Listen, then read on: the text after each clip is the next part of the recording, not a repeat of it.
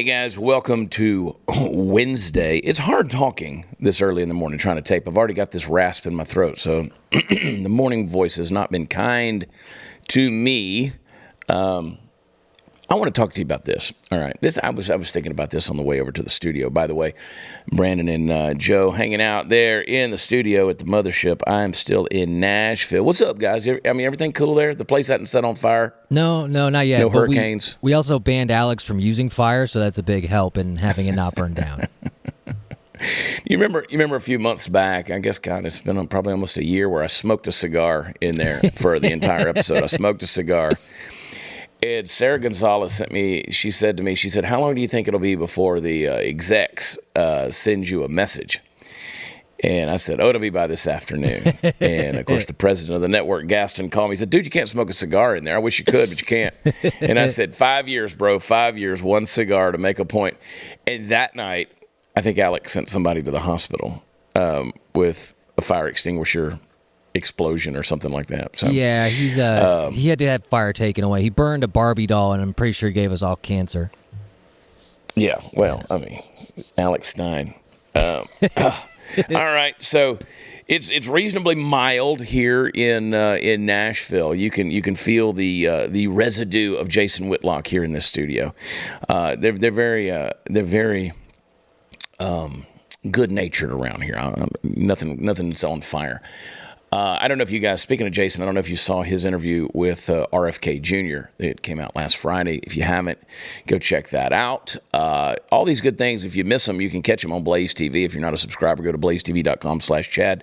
Use promo code Chad. I thought yesterday Glenn Beck's interview with Donald Trump was good. Glenn, as he is pretty good at doing, asked some pretty good questions.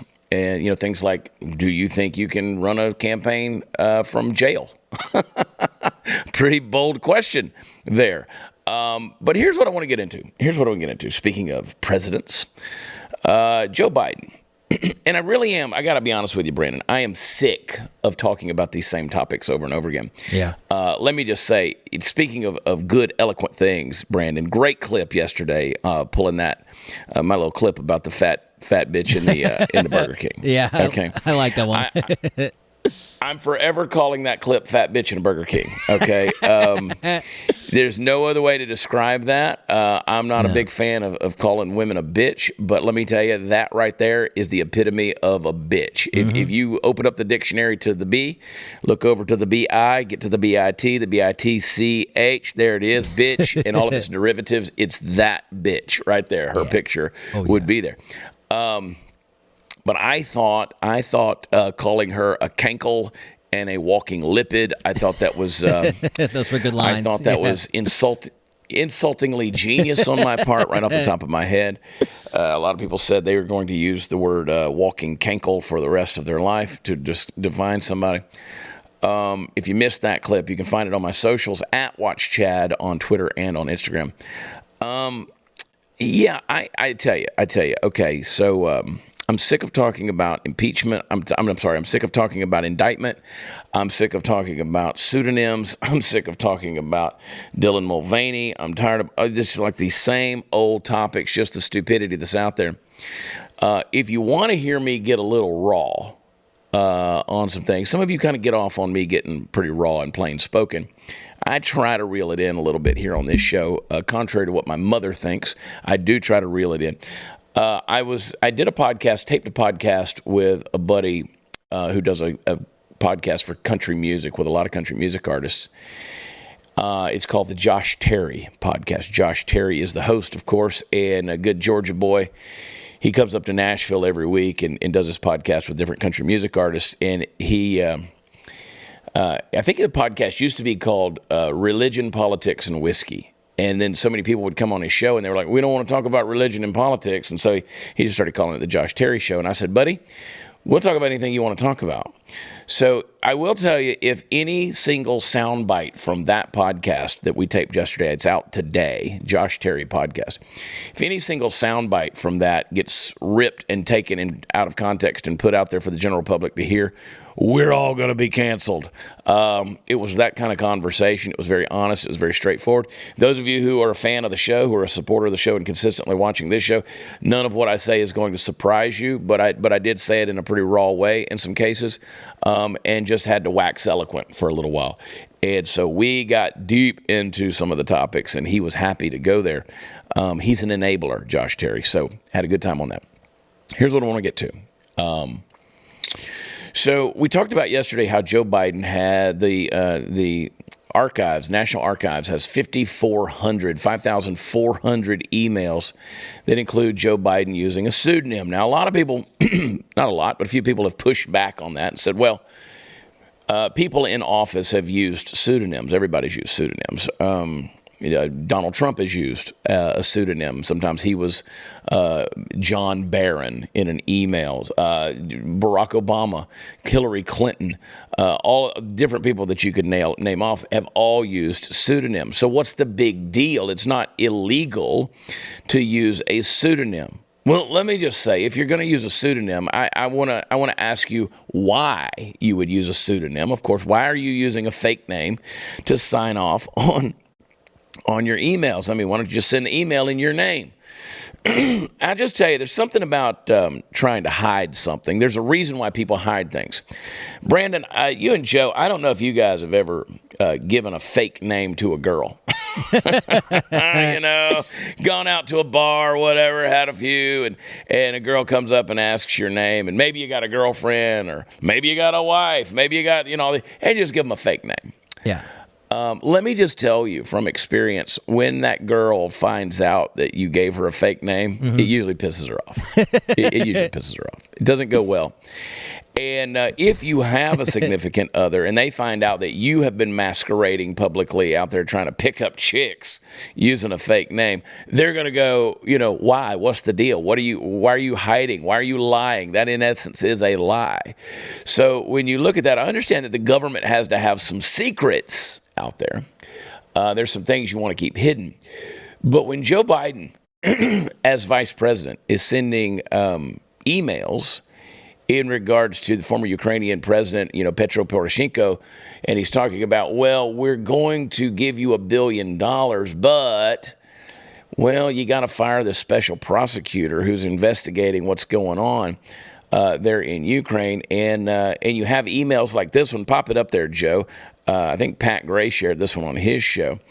And you can read it. I'm going to lean forward here. It says, we're off to Rhode Island for an infrastructure event, and then, Wilmington for a commencement. Now, have your, remarks delivered, and tonight, or with the press, clips in the morning, blah, blah, blah, respectfully, John. And it includes, the pseudonym there that Joe Biden was using. And you're like, well, so what's the big deal? Joe Biden's included in here. It's under a pseudonym. Well, if you look at the closed copy there, you see who's copied on the email. It's Hunter Biden. See, that's the difference. Why is Hunter Biden copied on an email from the vice president, or that includes the vice president, in regards to state affairs? See, Donald Trump and Barack Obama, they're not including their kids on the email. And why in the hell would you use a pseudonym when there's your son's name right there that reveals who's involved in the deal, in the email chain? So pretty easy deduction. So that's why when people say, well, Trump's being indicted, but none of these people are being indicted, well, why don't you try holding them accountable? See, here's my opinion on this whole thing. They look at Trump and they're like, listen, we don't like Trump. Trump's expendable. We can sell him down the river and make an example of him, and then pat ourselves on the back and say this is a perfect example of how our government here in America is not corrupt. In fact, we're here judiciously to hold people accountable, and when people cross the law, we're going to punish them. Even if it is a president of the United States, there's no two-tier justice system. We're going to hold them all accountable. And then all of their cronies, all of the people that they don't want, that are off limits, your Joe Bidens of the world who have, been a part of the Washington, D.C. system, since Julius Caesar walked the planet. Those guys, they get the free pass. You're not going to investigate them. So I see people on Twitter saying, well, I'm fine if they investigate Biden. Those are empty words because they're not going to. So when you have, Kevin McCarthy, who says, well, impeachment, that inquiry for Joe Biden, well, it's a natural step forward.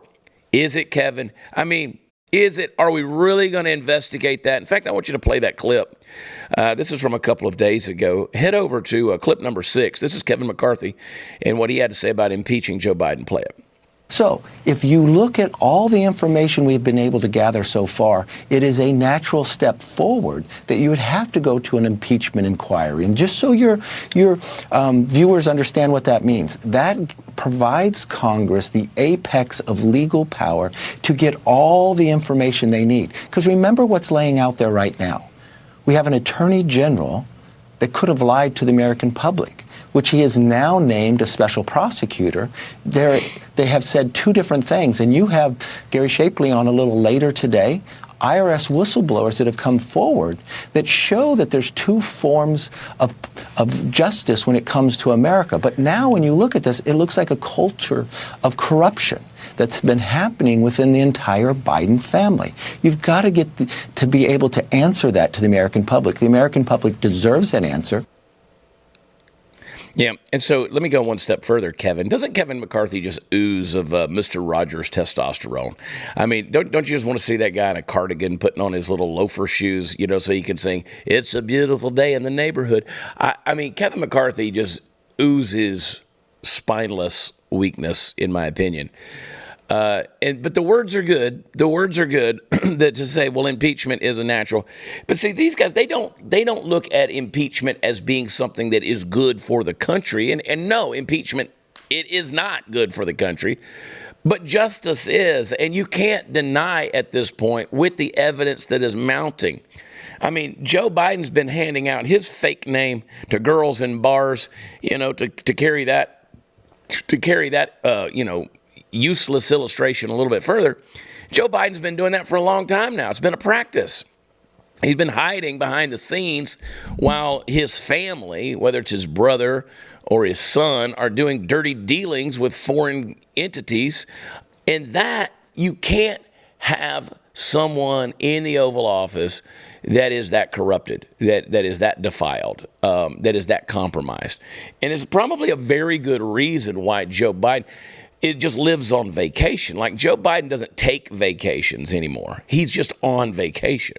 Like he's been on mentally he's been on vacation from the very beginning. He was on vacation when he was supposedly running for president.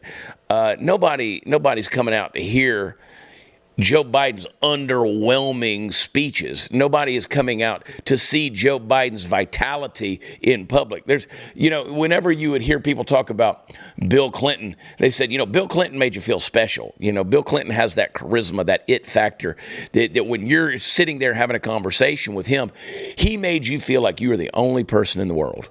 And he just focused on you like you were so important. Donald Trump, they talk about how he just sucks the energy out of the room, just draws it in. Like all the energy that's there, he just pulls it in. And nobody says that about Joe Biden. Nobody sits there and says, wow, when Joe Biden entered the room, I mean, it was just an ominous sense of presence. Nobody thinks that because there's nothing there. He's an underwhelming individual. So tell me how a guy like Joe Biden has been in Washington, D.C. for, 50, 60 years, however long, 55 years. Let's round up to 55. Half a century, Joe Biden's been in Washington, D.C. He has been a major power player. He is a household name. You understand that there are senators out there in Washington, D.C. that you've never heard of. Like they're not household names. There's congressmen and women who are not household names. Joe Biden's been a household name for a long time. Some of that because he ran for president. Some of that because of his reputation. He has a reputation of being not only a dullard, but a dumbass. Joe Biden has a reputation of being an imbecile. Joe Biden has a reputation of being a womanizer. Joe Biden has a reputation of being a plagiarist. He has a reputation of being a liar. He has done a lot of things for political gain. He's got a reputation. If you want to be honest, he's got a very distinct reputation for being a racist. I mean, talking about racial jungles and, going to put y'all in chains and, talking about how he was friends with Strom Thurmond and eulogizing, the poobah of the, whatever, the KKK, Robert Byrd, and saying he was one of the greatest men he knew. There's a lot of that stuff out there. How does Joe Biden stay relevant? Joe Biden stayed relevant by being corrupt. You can't convince me otherwise on that. Joe Biden has remained relevant by being corrupt. And that corruption is there. If people want to see it, they can see it. But you got to take this thing forward and take this mounting evidence and actually do something with it. Is Kevin McCarthy going to do anything? Seriously, doubt it. But meanwhile, Joe's out there handing out fake names and phone numbers in nightclubs. Who knows? All right, let's go to a break. Cleaning guns. One of those necessary hassles in life. You hate to do it, but it's a dirty job, and you got to do it. Patches, they're messy. They're inefficient. The rope cleaning elements, like the bore snake, they got a two-color pattern which hides the dirt when it comes through the barrel. That ain't good enough. Fortunately, I found a much better solution, and that is Barrel Buddy. Barrel Buddy compresses to fill the interior of your gun's barrel, making sure to clean the rifling grooves, and comes in 7 different sizes to match any caliber firearm. Barrel Buddy is composed of polymers that don't leave behind the residual particles, so it's safer as well. That's an amazing concept. Cleans by scrubbing and collecting the particulates, then it absorbs any remaining residue and buffs the interior surfaces clean. You can lubricate your firearm while you're cleaning it as well, so it's a pretty cool tool to have in your toolkit for your guns. Cleaning your guns is a really important step in being a responsible gun owner, and Barrel Buddy's a new concept and a better way to take care of your firearms, so get some. You'll love them like I do. I guarantee it. Go to barrelbuddy.com today. That's barrelbuddy.com. We'll be right back.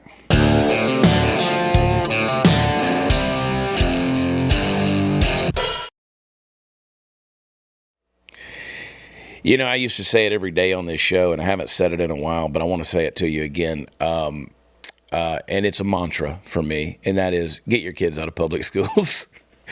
Listen, for nothing else, if you don't understand that the COVID lockdowns and the crap they're about to do to your kids again after 3 years of the COVID stuff, and you say, Chad, you've beat this horse to death. Ain't done beating it. That horse ain't dead.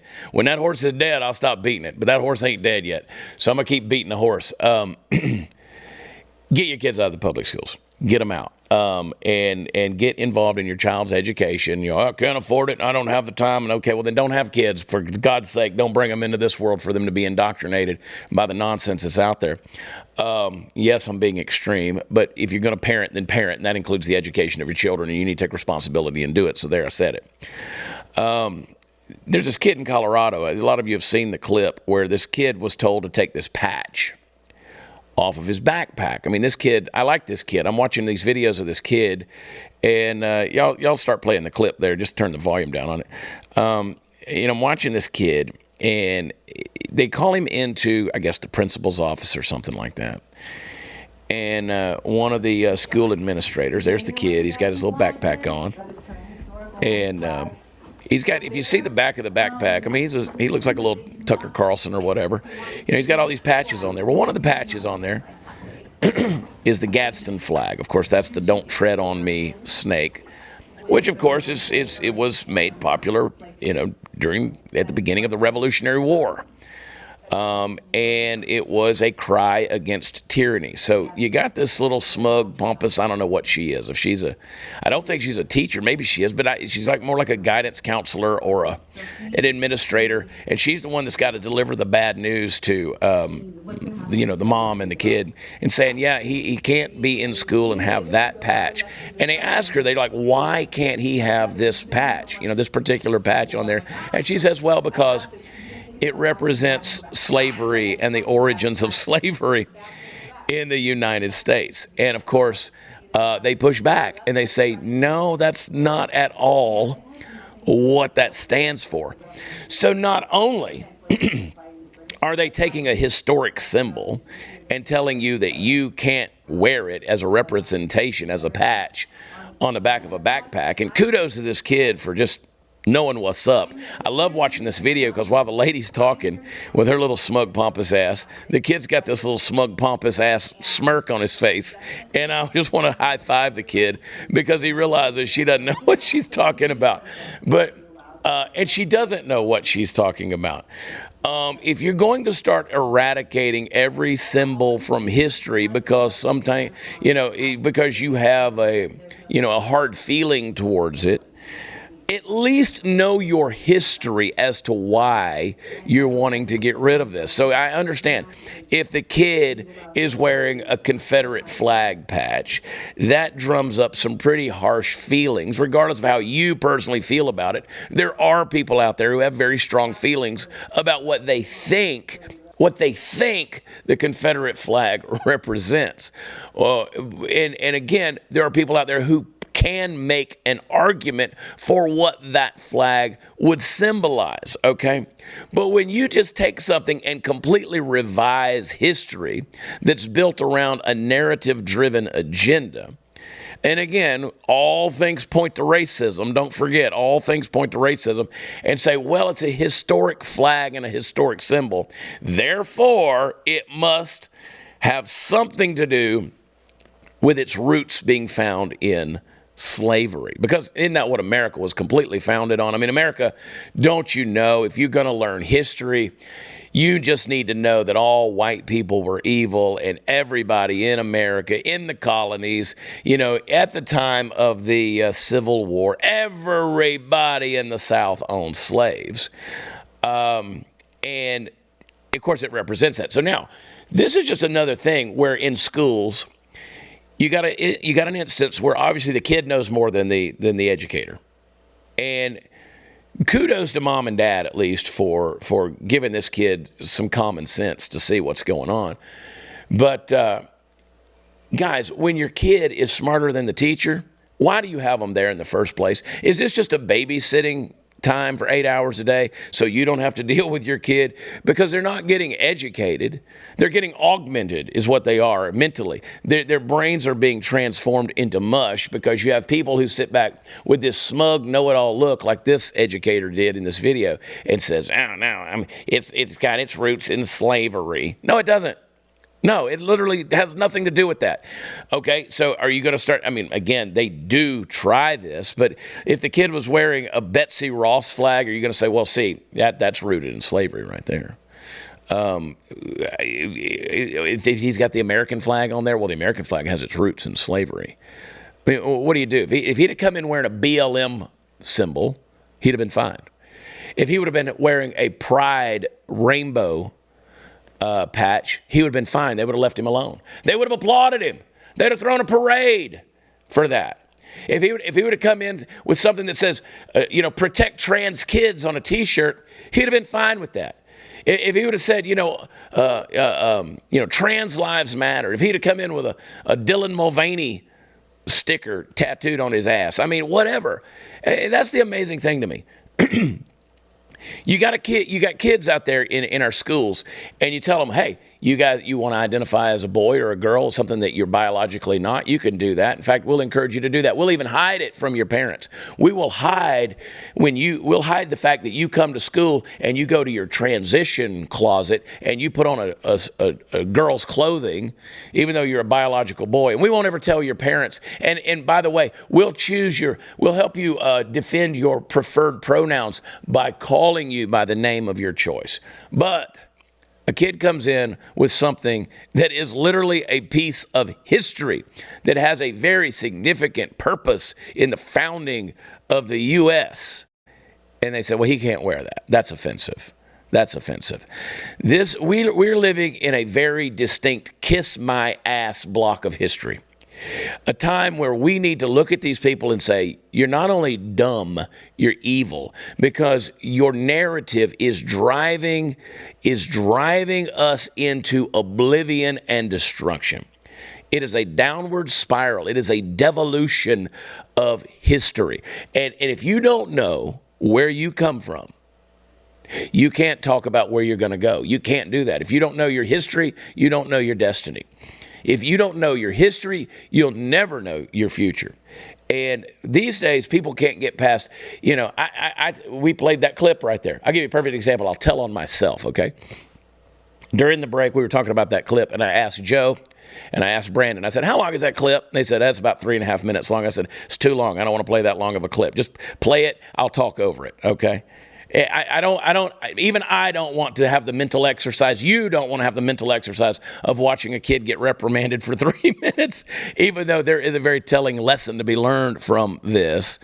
Guys, we've got to think critically. We've got to expand our minds. We've got to know our history. If you don't know where you came from, you will have no clue where you are going. Yeah, here's a great one. Here's a clip from the other day that we didn't get to. I'm gonna go to 4, Brandon. Listen. Here's a perfect example of somebody just saying, you know what? Doesn't matter what truly happened in the past. Doesn't matter what really went down in history. We're just going to tell you what we want you to hear. Play clip 4. I thought things had changed. I was able to literally, not figuratively, talk Strom Thurmond into voting for the Civil Rights Act before he died. And I thought, well, maybe there's real progress. But hate never dies. It just hides. All right. See, there's Joe. Not figuratively. He literally, that's what he said. He literally talked Strom Thurmond into voting for the Civil Rights Act. No, you didn't. No, you actually did not. So, but again, Joe's a perfect example. When you live in a postmodern existential society where you can make up your own reality, Joe Biden is a living example of that. And you can't just blame dementia. You just can't blame the ignorance and all the stuff we mentioned earlier about Joe Biden. This is a direct way of looking at you and saying, you're stupid. I will tell you what I want you to believe, and you're supposed to swallow it. We were in the recording studio yesterday, and our buddy Chris Wallen, he was talking about his good friend and who is a country music legend and a host of the Grand Ole Opry, Jeannie Seely. And Jeannie Seely is, if you're a country music fan, she's been around for a long, long time. I think Jeannie's 81, 82 years old. I shouldn't tell a lady's age, but those who know. And she's 81, 82 years old. And Chris was talking about how, he sees her, he goes to dinner with her every week, her and her husband, and how they just highly motivated, and they do all this stuff, host the Grand Ole Opry, still singing, still performing, out there doing all these things, involved with these charities, just doing this incredible stuff. And they were talking about, man, she just gets around so well, and she's just so sharp and funny and all these different things. And I said, let me stop you there for a second. I said, has it crossed your mind that she's still younger than the President of the United States? I mean, they're talking about her like, oh, she does all these great things at 81. It's amazing what she still does. The President of the United States is older than that. We literally have a geriatric human being who can barely function, and he's going to tell you his version of revisionist history. I mean, this is the guy that's been Polish, he's been Puerto Rican, he's been black, he's going to, they say, oh, I saw a thing yesterday that talked about how much Trump went to church while he was in office versus how often Joe Biden has gone to church while he's in office. Yeah, that's what they do on the way to ice cream on Sunday mornings. If it's a Saturday night mass and he's on his way, he'll pop into a church. They call that going to church. Honestly, I don't care if you're going to church or not. I mean, you're a guy who, is okay cutting the genitals off of children and aborting babies. So apparently going to church ain't doing you much good, Joe. And whether Donald Trump goes to church or Joe Biden goes to church or anything else, I mean, you're dealing with this senile geriatric old man who's running the country in the ground. So he's living on vacation. So why not pop into the church? And he could take a nap in there just as well as anywhere else. Oh, boy, howdy. All right. Hey, guys, hang on real tight. We'll take a break. We'll be right back.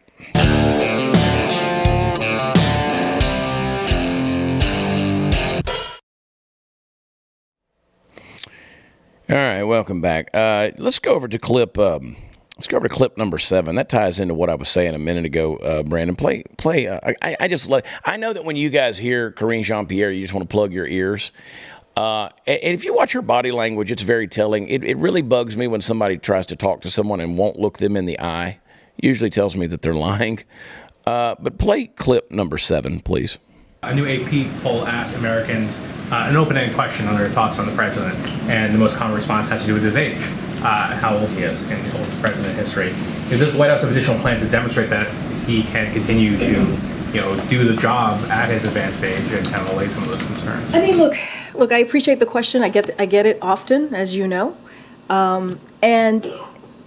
what I would say, and I've said this many times, and many of my colleagues have said this, the president says this, if you watch him, if you've seen what he's done the last 2 years, this is a president has had a historic administration in just 2 years.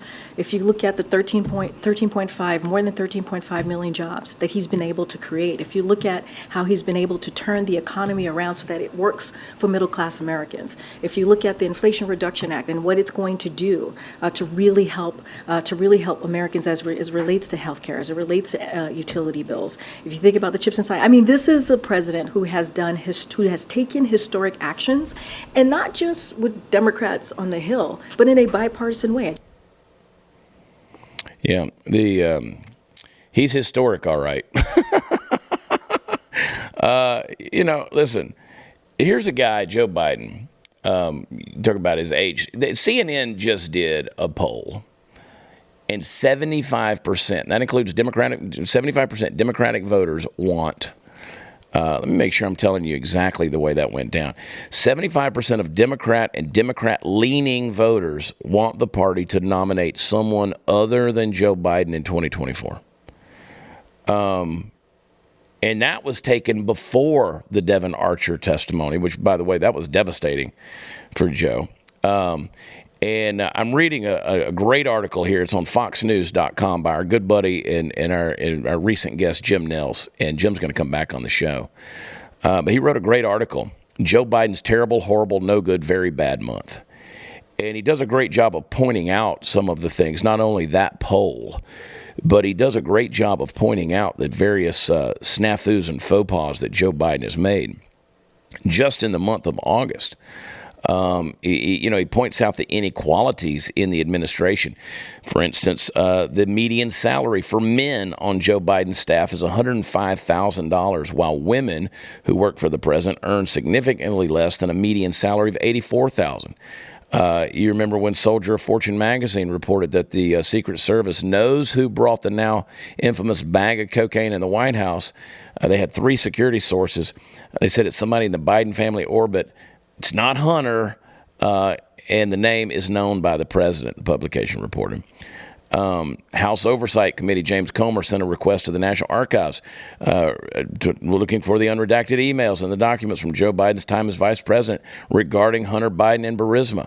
One email specifically referenced in Comer's request includes a conversation about a phone call with President Poroshenko, referring to Petro Poroshenko, who was president of Ukraine at the time. The email was sent, as we've discussed earlier, to one Robert L. Peters, a name reported as an occasional pseudonym for then vice president, and Hunter Biden was CC'd on the email. Comer said, I believe that one reason that Hunter was CC'd on those emails where Joe Biden was using a fake name so Hunter could prove to the Ukrainian oligarch that help is on the way. We heard Devon Archer say that the owners of Burisma were squeezing Hunter Biden, saying we need help from Washington. It's a great article. Go read it, foxnews.com. I don't read anything from Fox News. Shut up and go read it. It's Jim Nelson. It's great. It's great information. Crazy stuff. Hey, on another note, I don't know if you guys saw, we talked about this Oliver Anthony kid, the kid singing there in, in Virginia, is Richmond, north of Richmond. He came out the other day and he said, listen, stop calling me political. Stop making me political. I'm not on either side. I don't agree with either side. I can tell him right now that rhetoric will not exist because he'll get chewed up and spit out on that. They'll force you to pick a side, man. You're gonna have to come down on something, and I think the side's already been picked for you. There are people out there who say, well, you right wingers trying to use him for your message. It's like, no, we're not. We're talking about the phenomenon. I mean, and it is pretty phenomenal. Oliver Anthony, I think 1/2 of all music that's downloaded in the last week, I think across all genres, 1/2 of all songs were Oliver Anthony. That's impressive. I'll pick a side for that kind of success. You call me Chad Krasenstein. I'll be on Twitter with Harry and Chris Mowry. I'll be riding with Biden, man. That kind of money. I kid, but he said, don't make me political. And I don't know if you guys saw it. I don't know if this was last night or the night before, but down at Joe Rogan's Comedy Mothership, they did a little surprise guest spot, and they brought Oliver Anthony out to sing his song.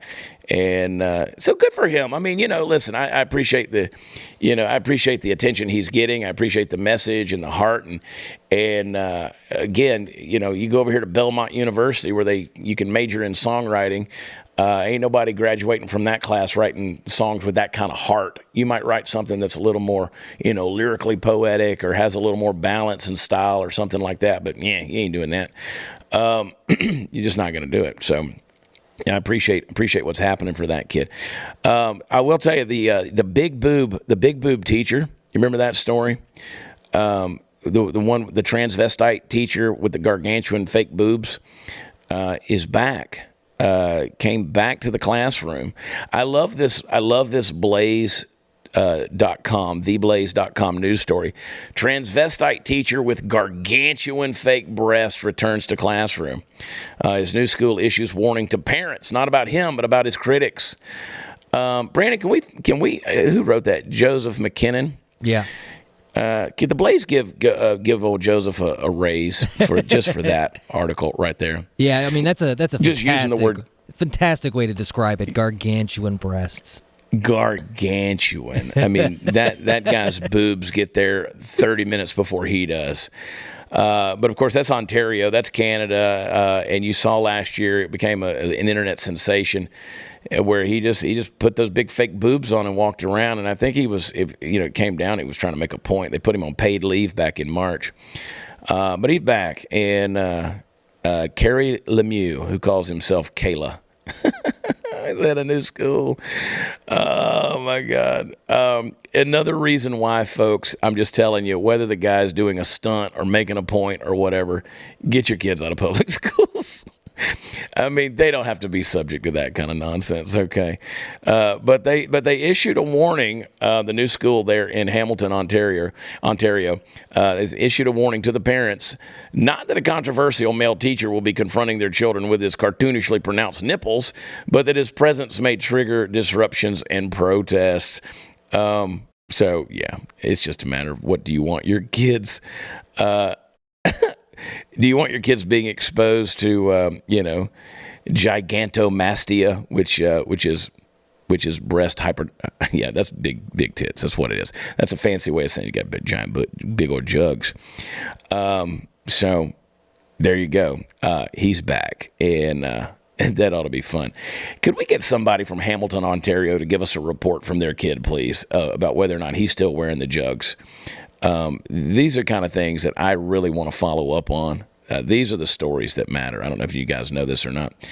The courts will not define a woman. Judge throws out women's lawsuit despite man living in their sorority house. We talked about this story a while back of how the sorority, they had a guy join, a biological male there in Wyoming, and said that the sorority's rules, they just simply didn't define what a woman is, but said the court should not interfere with their freedom of association. So 7 female students, University of Wyoming, they filed that lawsuit.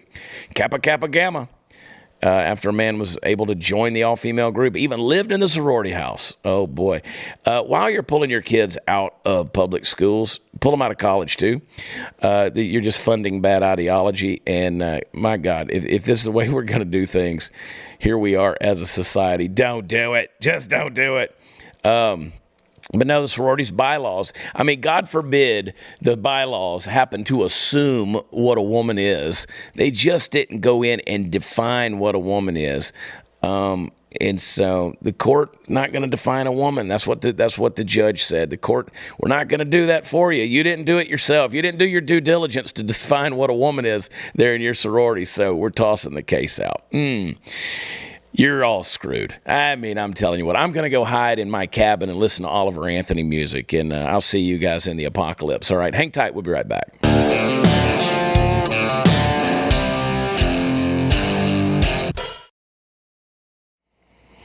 All right. I'm ready to go home. I don't know if you guys know that or not. I've been out here. We've been in Nashville. I've been working my butt off out here with all this stuff all day and night. And honestly, it sucked because I haven't had much voice. And when you're in a recording studio in the afternoons, I don't care all the stuff you can spray on it and stretch it out and do all that stuff. It's still a problem. So my work in Nashville is not done. I will have to return to do some stuff because there's certain things we just couldn't get done. But let's play a clip here because you gotta hear from Donald. Gotta hear from him. Play clip number 1. Crooked Joe Biden is not only dumb and incompetent, I believe that he has gone mad, a stark raving lunatic with his horrible and country-threatening environmental open borders and DOJ, FBI weaponization policies. He is a mental catastrophe that is leading our country to hell. We'll end up in World War III because of this man, and for no reason whatsoever. Thank you. I love him so much. He's the best. He's just the best. Mental catastrophe. We'll end up in World War III. He's a mental catastrophe. That dude, bro. Oh. Like, I want to put that on a T-shirt. Joe Biden is a mental catastrophe. Yeah. Wow. And then just put Donald Trump. You know, that's... Send a message to Alexander. We got to put that on a shirt. Right. Joe Biden is a mental catastrophe. And he says, and it'll lead us into World War III for no reason whatsoever. Thank you. Wow. Listen, where's the lie? I mean, there's nothing that you could point to right there that says that he was inaccurate on that. I mean, that sounds like I wrote that speech for Donald Trump. That sounds like I put that together on the teleprompter. Those are the kind of things I would say. So thank you, DJT, for saying that. I said yesterday, and some people took offense to it, and I don't care, but I'm right. I'm accurate. You know why? Because I'm always right. That the Trump campaign strategy is just dismal. It's horrible. It's a terrible, whatever they're doing, it's not good. But he just happens to have the popularity that he has. But otherwise, running a campaign, it is not a good strategy. And of course, he's not only having to run a campaign, he's having to run a legal strategy, which in and of itself is a pain in the ass. Play clip number 8 real quick, please. If it was a normal person, honestly, Shannon, I could understand the concern. President Trump is not your average person. He's incredibly intelligent, and he knows the ropes. He also knows the facts because he lived them. These are not complicated facts. Look at Fannie. It was a phone call that's been around forever, that he refers to as the perfect phone call.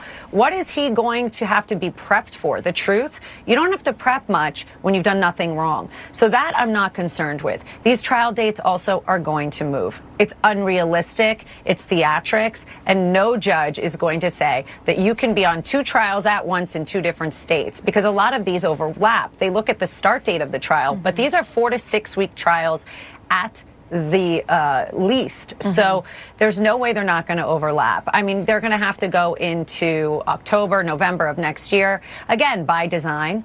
But in terms of President Trump, the candidate, I have zero concerns. Well, there you go. And, Glenn had Trump on yesterday. And, of course, Glenn Beck called Donald Trump the most persecuted man in American history. Strong. I mean, no doubt about it. I mean, when you heard what she said right there, when you've got multiple trials going on, they're trying to even overlap them. They're trying to put them in significant times in the campaign and the election, trying to make those dates overlap even with stuff going on with the campaign and the U.S. election in 2024. That's significant political persecution. They're doing those things on purpose. But Glenn Askins says, they're serious about putting you in prison. He says, I want to ask you, will you and can you run a campaign from a jail cell? And, of course, Trump said, well, I don't think that's ever happening. We have a great case. And he, of course, in the interview, he brought up the Mueller report and the Russian hoax. And he said, listen, we got the biggest lead we've ever had. The Tucker interview. See, that's what doesn't make sense to me. He sits down with Tucker Carlson and has an interview while the GOP debate is going on. It gets 261 million views. So let me ask you guys, just logically, let me ask you a question. Now, again, we know from the 2020 election that Joe Biden is obviously the most popular president in the history of the world, 81 million votes. He's got more black votes than Barack Obama, and Barack Obama was elected twice. So Joe Biden, I mean, he is the man of the people, right? Everybody loves Joe Biden. And everybody hates Donald Trump. Nobody wants anything to do with Trump. Then tell me how it gets 261 million views. Tell me how after a mugshot they raise $8 million. How is a picture of Trump taking a mugshot instantly iconic? I mean, a mugshot is actually inflating your popularity. That's insane. I mean, Trump has been doing well. I mean, he's leading Ron DeSantis by 50 points in the primary polls. Tell me if he is so unpopular, how this is happening. I mean, you got street thugs out there getting tattoos now of Donald Trump's mugshot. You got people out there in the urban communities talking about, oh no, Trump's one of us now, and getting him tattooed on their body. Something doesn't add up is the point I'm trying to tell you. And Joe Biden can't get 12 people to a rally. I mean, look at what he's going out there quote unquote campaigning. I mean, he walks out to make a statement about, to the press there in Lake Tahoe, and everybody's booing him. Nobody wants to show up to hear what Joe Biden's got to say. You're being bamboozled, people. The bottom line is you are being bamboozled. They are selling you a narrative. They are selling you a hook, line, and sinker bag of lies, and people out there in the general public are swallowing it. I told you yesterday, I can't find anybody out there that's wearing a Riding with Biden t-shirt. The only people out there support Joe Biden are paid shills on Twitter. Those are the only people, the people who are actually paid to push him and to push that narrative. In fact, right now, they don't even talk about Joe Biden. You read the news articles, listen to the talking heads on mainstream media. They don't talk about what Joe Biden is doing. They never do that. They talk about the Biden administration because they know that Joe Biden is a puppet and a figurehead. It's the administration. And they know that whether Joe Biden is living or breathing, he would do the same job he's doing right now if he were doing it from a coffin. That's the point, okay? That's the point. Choose to believe it because that's the truth. Hang tight. We'll be right back.